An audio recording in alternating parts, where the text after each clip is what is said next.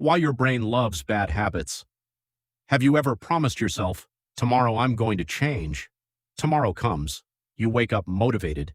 You tell yourself you'll exercise, eat healthier, spend less time on your phone, or finally stop procrastinating. But somehow, by the end of the day, you're doing exactly what you promised you wouldn't do. Sound familiar? Here's the surprising part. Your brain isn't trying to ruin your life. In fact, it's doing exactly what it was designed to do. And once you understand why, you'll never look at your habits the same way again. Let's start with a simple question.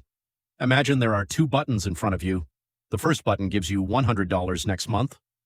The second button gives you $10 right now. Which one do you think most people instinctively want to press? If you said the second button, you're right. Even though waiting would give a much bigger reward, our brains naturally prefer rewards that are immediate. This tendency is called immediate gratification. For most of human history, this was actually helpful. If our ancestors found food, they couldn't assume there would be more tomorrow. Eating now increased their chances of survival. Our brains still carry that ancient wiring today. The problem is, modern life is filled with instant rewards our ancestors never had. Every notification, every piece of candy, every funny video, every social media scroll offers your brain a tiny reward right now, and your brain loves right now. Think about this. You open your phone just to check one message. 5 minutes later, you're watching cooking videos, then travel clips, then funny animal videos. Then somehow you're watching someone restore a rusty car from the 1950s. You didn't plan any of that. So what happened? Each swipe gave your brain something new. Maybe it was interesting, maybe it was funny, maybe it was surprising. Your brain learns something very quickly. If I keep scrolling, I might find something even better. That anticipation is powerful. It's one reason it's so difficult to stop. Now let's talk about habits. Imagine walking through a grassy field for the first time. There isn't a path. You have to push through the grass. But if you walk the exact same route every day, eventually a trail begins to appear. The more you use that trail, the easier it becomes to follow. Your brain works in a similar way.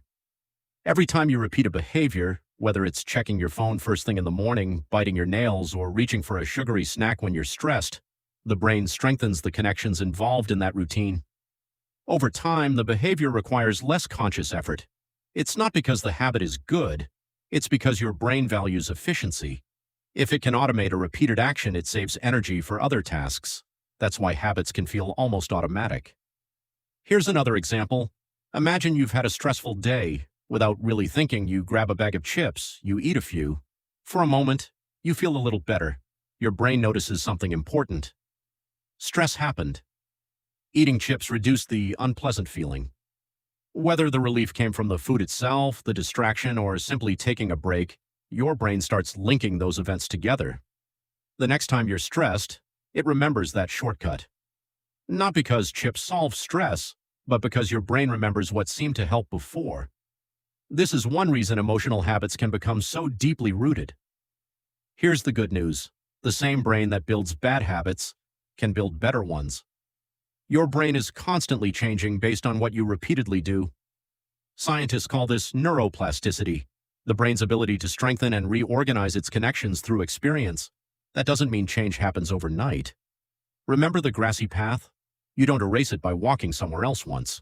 You create a new path by choosing the new direction again, and again, and again. At first, the new path feels difficult. Eventually, it becomes the easier one.